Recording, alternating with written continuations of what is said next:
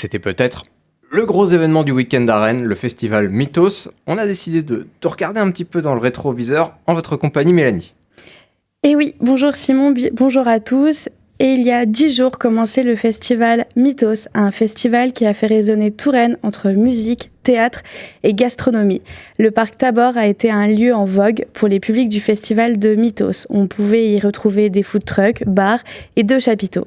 Un chapiteau nommé les Toqués de Mythos, rassemblant 80 chefs pour faire découvrir leur cuisine.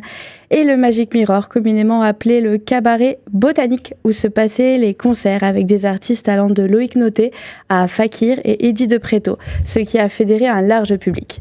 Grâce à ces artistes issus de genres différents, c'est 24 300 spectateurs qui se sont réunis sur ces 10 jours de festival.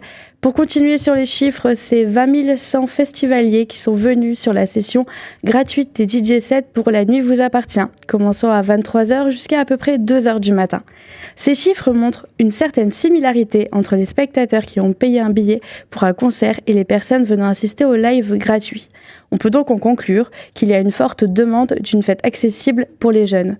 Surtout quand on sait que la France a perdu 70% de ses boîtes de nuit depuis les années 80 et 30% depuis le Covid.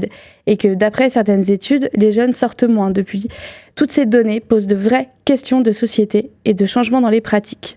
Le festival Mythos a donc pu permettre à 20 100 personnes de se mélanger et de faire un tout autour de la musique. Me concernant, j'ai fait partie des 732 bénévoles pour cette édition à l'accueil du cabaret botanique, ce qui m'a permis d'assister au concert de Loïc Noté samedi soir. J'ai pu y découvrir non pas seulement un concert, mais un échange entre un artiste et son public.